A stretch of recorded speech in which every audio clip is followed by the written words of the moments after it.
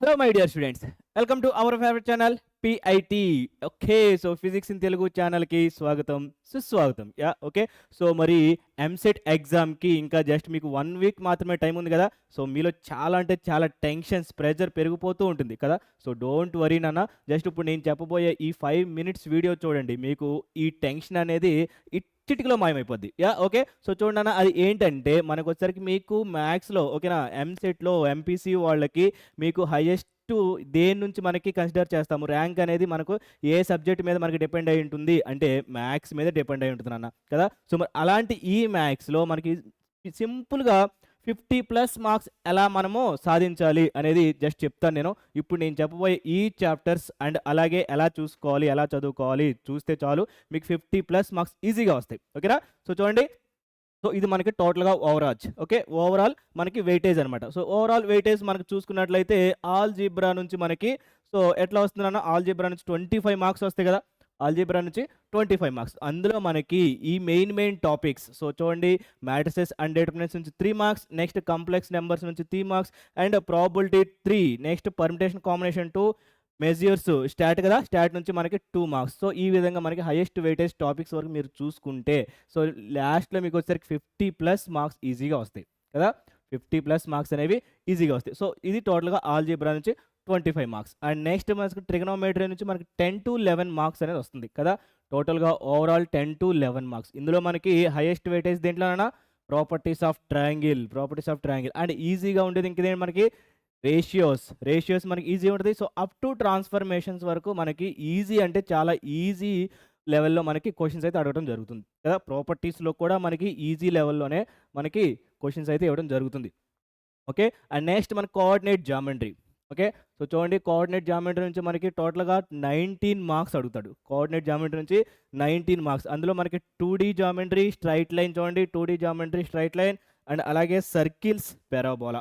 Only ఇవి వరకు మనం చూసుకున్న ఈజీగా 10 మార్క్స్ మనం గెయిన్ చేయొచ్చు. మళ్ళీ ఓన్లీ 4 చాప్టర్స్ ఏంటన్నా 2D geometry, straight line, circles, parabola. ఈ 4 చాప్టర్స్ మనం పర్ఫెక్ట్‌గా నేర్చుకున్న 10 మార్క్స్ మనం ఈజీగా మనము గెయిన్ చేయొచ్చు. ఓకే. సో చూడండి అండ్ నెక్స్ట్ కాలిక్యులస్. ఓకేనా? సో కాలిక్యులస్‌లో మనకి 20 మార్క్స్. ఓకే. చూడండి చాలా అంటే చాలా ఇంపార్టెంట్ టాపిక్స్ ఉంటాయి ఇందులో. సో లిమిట్స్ అండ్ కంటిన్యూటీ నుంచి, డిఫరెన్షియేషన్ నుంచి మనకి 5 టు ఒక్కొక్కసారి మనకి 6 మార్క్స్ కూడా అడిగే ఛాన్స్ అయితే ఉన్నాయి. 5-6 మార్క్స్ కూడా మనకి అడిగే ఛాన్స్ అయితే చాలా ఉన్నాయి. సో దానికి తోడు మనకి ఇక్కడ ఇంటిగ్రేషన్. సో చూడండి ఇంటిగ్రేషన్ నుంచి 6 మార్క్స్ కదా! ఇంటిగ్రేషన్ నుంచి 6 మార్క్స్. ఈ 6 మార్క్స్‌లో మనకొచ్చేసరికి ఏంటంటే మినిమమ్ 3 మార్క్స్ మనం ఈజీగా చేయొచ్చు. ఓన్లీ మనకి ఐపీ బేసిక్స్ తెలిసినా సరే ఫార్ములాస్ బేసిక్. ఈ 6లో 3 క్వెషన్స్ అనేవి మనకి ఫార్ములా బేసిక్ క్వెషన్సే మనల్ని అడుగుతాడనమాట. చాలా అంటే చాలా ఈజీగా ఉంటాయి. ఓకే. మరి next differential equation. So differential ఈక్వేషన్స్‌లో మనకు ఆల్రెడీ తెలిసిందే కదా! Order and degree. కన్ఫామ్‌గా ఒకటి ఆర్డర్ అండ్ డిగ్రీ మీద ఒక క్వెషన్ అయితే అడగడం జరుగుతుంది. సో రిమైనింగ్ క్వెషన్ ఏంటంటే మనకి linear equations, exact, something homogeneous something అట్లా ఉంటాయి కదా! సో వాటి మీద అడగటం జరుగుతుంది. ఓకేనా? So vector algebra. సో చాలా అంటే చాలా ఈజీ కదా! మనకొచ్చేసరికి వెక్టర్ ఆల్జీబ్రా కదా! 6 మార్క్స్. ఓకే. 2 కలిపి మనకి 6 marks. Addition of vectors, product of vectors కలిపి మనకి 6 మార్క్స్‌కి అయితే అడగడం జరుగుతుంది. సో మరి వీటన్నిటి నుంచి ఇప్పుడు నాకు 50+ మార్క్స్ సార్ ఇవన్నీ 80 మార్క్స్ కదా సార్! టోటల్ వెయిటేజ్ మీరు చెప్పారు. మరి వీటిలో నేనేమేం చదవాలి?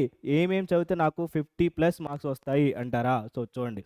సో ఇవి వరకు ఈ చాప్టర్స్ వరకు మీరు చూసుకుంటే మీకు ఈజీగా 50+ మార్క్స్ అనేవి వస్తాయి నాన్న. సో చూడండి ఫస్ట్ ఏంటి matrix determinants, functions, vector algebra, మరి మనకి 3D geometry and next applications of derivative, limits and continuity, differentiation and next complex numbers, probability, straight lines and differential equations. ఈ చాప్టర్స్ వరకు మీరు చూసుకుంటే మనకి 50+ మార్క్స్ అనేవి డెఫినిట్‌గా వస్తాయి.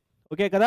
సో చాలా అంటే చాలా ఈజీ కదా! సో ఆల్రెడీ మీరు first year and second year so చూడండి ఇంట్లో మనకి సెకండరీ టాపిక్సే చాలా అంటే చాలా ఎక్కువగానే మనకి కనిపిస్తూ ఉంటాయి. సో సర్కిల్స్ గాని ఓకే. ఇంటిగ్రేషన్ గాని, complex numbers, probability, so differential equation already మీకు సెకండరీ టాపిక్సే చాలా అంటే చాలా ఎక్కువగా ఉన్నాయి. ఓకే కదా! సో ఇవి వరకు మీరు మస్ట్ అండ్ షుడ్‌గా నేర్చుకోండి అన్న మీకు 50+ మార్క్స్ కన్ఫర్మ్‌గా వస్తాయి. ఓకే. సో చూడండి మీ టార్గెట్ 80 మార్క్స్ అనుకోండి. టోటల్‌గా ఎన్ని మార్క్స్ ఉంటాయి మనకి 160 మార్క్స్. ఓకేనా?